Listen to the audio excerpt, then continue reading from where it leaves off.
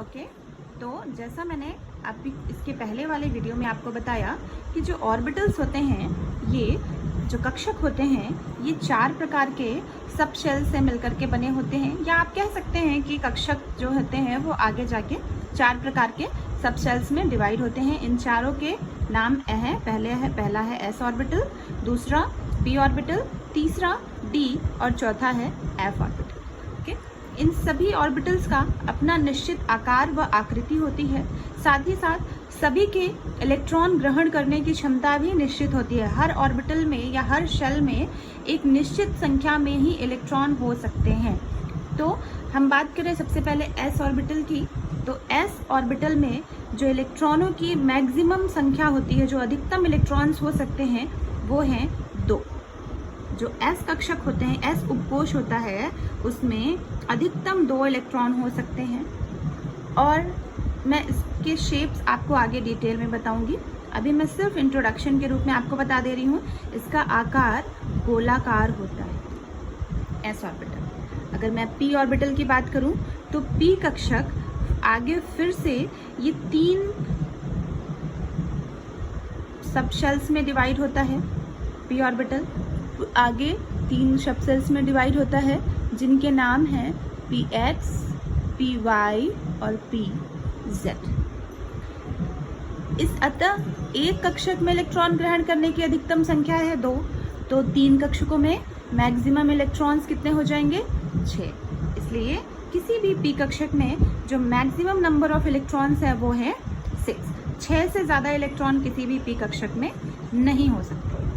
और इनका जो आकार है वो डंबल शेप का होता है। इस तरीके से डंबल आप सभी ने देखा होगा, डंबल आकार का इनका शेप होता है, या इनका शेप डंबल जैसा होता है। मैं शेप्स में आपको फिर अगले वीडियो में डिटेल में बताऊंगी, सिर्फ इंट्रोडक्शन दे रही हूँ, आप समझ लीजिए, फिर इसको डिटेल में हम बाद में करेंगे। डी जो कक्षक होते हैं या उपकोश होते हैं, ये आगे चल के 5 सब शेल्स में डिवाइड होते हैं। डी आगे चल के 5 सब शेल्स में डिवाइड होते हैं, 1, 2, 3, 4 एंड 5। अब एक कक्षक में मैक्सिमम इलेक्ट्रॉनों की संख्या 2, तो 5 कक्षकों में मैक्सिमम इलेक्ट्रॉनों की संख्या 10। अतः जो डी ऑर्बिटल होते हैं उनमें मैक्सिमम नंबर ऑफ इलेक्ट्रॉन्स 10 हो सकते हैं। किसी भी डी कक्षक में 10 से ज़्यादा इलेक्ट्रॉन्स नहीं पाए जा सकते। और इनका आकार जो होता है वो अलग अलग होता है। इनके जो नाम हैं वो D X, D Y, X Y, D Y Z, D X Z,